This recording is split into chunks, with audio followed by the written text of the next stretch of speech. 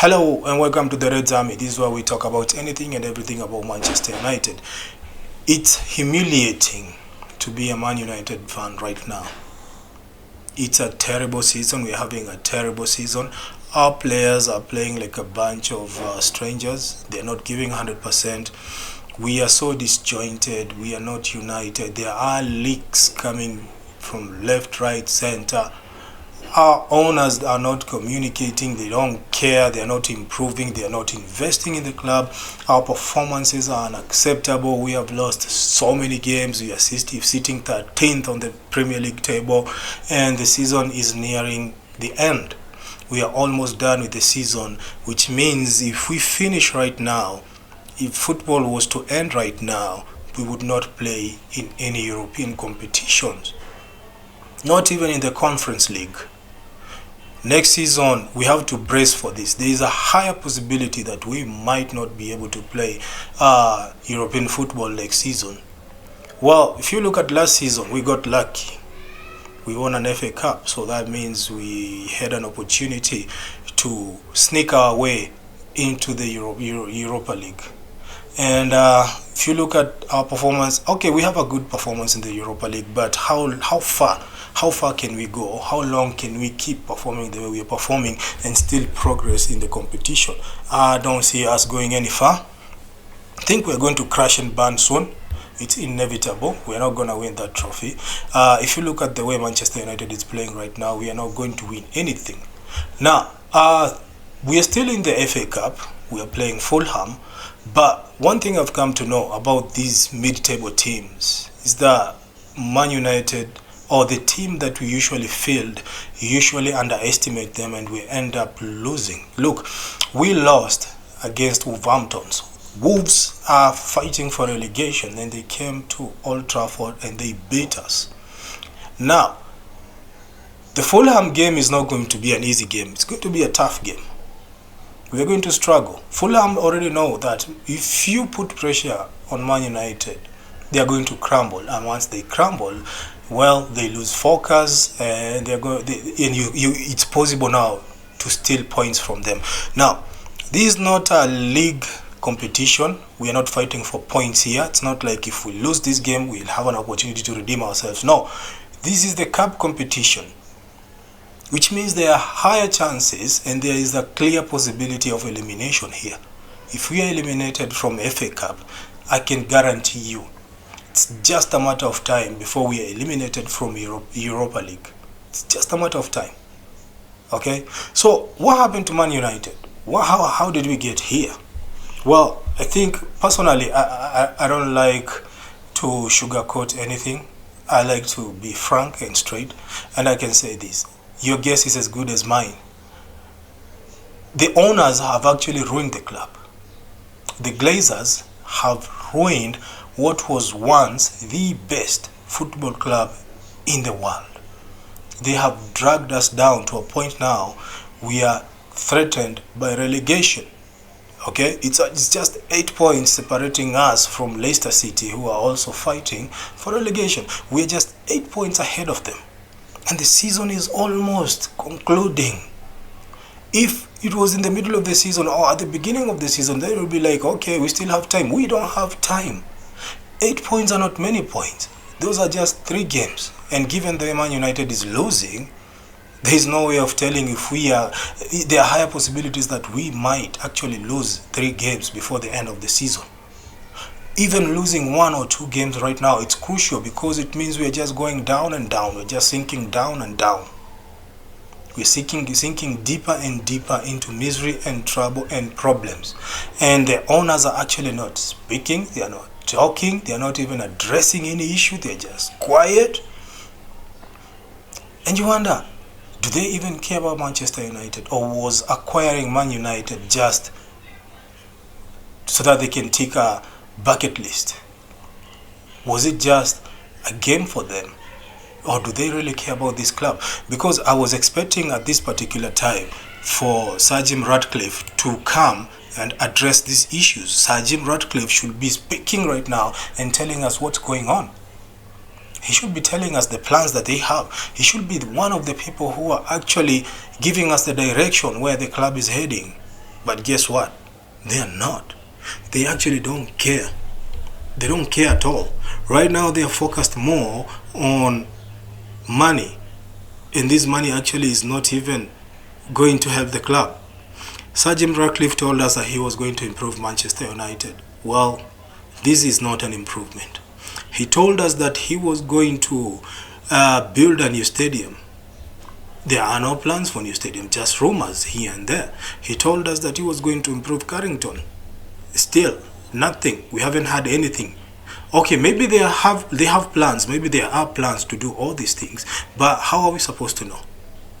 If these people are not talking to us, how are we supposed to know? Okay, we are not asking for daily news conference. We are just asking for a one-time conference so that they can address everything. They owe us that. Man United fans have been very loyal to this club. We have been through thick and thin, and we have never betrayed this club. But Ineos and the Glazers have actually betrayed us. They don't care about us. They don't care about the club. These are billionaires. These billionaires actually care about more about their pockets. They care more about their pockets. Okay? Right now, we should be having a clear idea of where we're heading. Who are we targeting during summer? Who are we targeting during winter? Are we going to bring in new players? Which players are our scouts looking at? Okay, what about the ones who have gone out on loan? What's the plan about them? What's the plan about Sancho if he comes back to Man United? What's the plan? What's the plan about Rashford if he ever comes back to Man United? What about Anthony if he ever comes back to Man United? Okay, if we were to let them go, who are we bringing in? What about the strikers that we bought? Zaxi and Hoyland. What about them? These people actually are not fitting the Man United system. We have two strikers. These are very good strikers, but our system is not actually suitable for them. They cannot thrive under this system.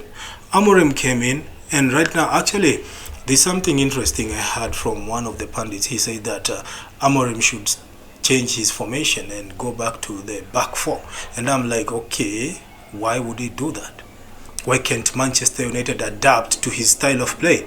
I mean, this guy is used to this style of play, and it has suited him to a point that he got our attention as Manchester United. Now we are there and telling him, like, you know what, we change our mind. I think you should go back to the back four, and then we see. No. Amorim should be allowed to do what he wants. If it fails, it fails. If it succeeds, it succeeds. There is no way we can bring in a manager and then tie one of his hands in the back and tell him to fight.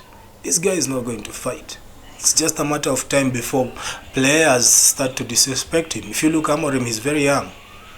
Amorim is a very young manager, meaning some of the players there feel like they are age mates. So they feel like, yeah, this guy is not going to tell me anything. Let me know your thoughts. Who do you think is to blame? Is it the players, the coach, the manager, or the owners? Personally, I think we should be blaming the owners right now. Then the owners represent a huge obstacle to Manchester United. These are the people who are supposed to be investing in the club, but they are not. We should be going after them. We should be holding them accountable for every money they collect. Now, the other day I was reading an article saying that, I think it was from BBC, very nice piece. They were talking about the debt. Man United in the last 3 years have accumulated over 300 million in debt. 300 million in losses, not debt. We made losses, 300 million in the last 3 years. Well, let's give it to Ineos. In as much as they are not communicating to us, in as much as they seem like they have forgotten about us, they are trying to trim off the fat from Man United, because Man United is very bloated. Even the people who work there, they're saying it. The club is so bloated, has so many redundancies. We need to reduce them. If we can reduce the redundancies, I saw we will be saving around 40 something million, over 40 million every year. Now, this money can be used to renovate Old Trafford, or it can be used to upgrade Carrington, or even to bring in new players. You never know. So, if this strategy works to trim off the fat and to try to eliminate the burden, the financial burden from the club, then maybe it's going to give us a positive outcome. But How are we going to know what they're planning to do if they're not speaking? They're just leaving room for speculations. They're not talking, they're just quiet. How are we supposed to know what they're doing? How are we supposed to know their plans? They're not communicating. Dan Ashworth was fired the other day, and they didn't even say why he had to go. I mean, we spent money to bring this guy to Man United from Newcastle, and he's gone, just like that. And it's the same thing that happened with the reason why I'm so pissed off like this with Ineos is because they are taking the same playbook. They're using the same playbook that the Glazers have been using since they took over Man United. Look at Rangnick. They dismissed him without explaining why he left. I mean, the moment they appointed him, we thought like we are heading towards the right direction. Then they appoint Ten Hag. Then a few days later, Rangnick is gone. No explanation. They're just quiet. It's the same playbook that Ineos is using right now. Hire and fire without explanations. When will they ever know that this is also our club? Yes, they bought it, they put in the money, but we put in our effort, we put in our passion in this club. We give it life. We deserve to know what is going on there. If Man United fans today would boycott matches, actually now that would be headlines. But we don't have to go there. We have to boycott matches. We don't need to take extreme measures. We just want the board to talk. They have to talk. They have to talk to us. They have to establish connection with us. They have to make us be a part of the club or feel like a part of the club. They're not telling us anything. Okay? I'm so pissed off right now. I can go on and on about Man United. I'm so pissed off right now. So let me know your thoughts in the comment section. Who do you think we should be blaming? And what do you think we should do to get the attention of our owners? What do you think we should do? Let me know in the comment section. If you are new here, kindly take a second to subscribe. Doesn't take much, and I appreciate all your effort. Kindly share this video with anybody you know or you believe will benefit from this video. Kindly let's grow this community. I'll see you in the next video.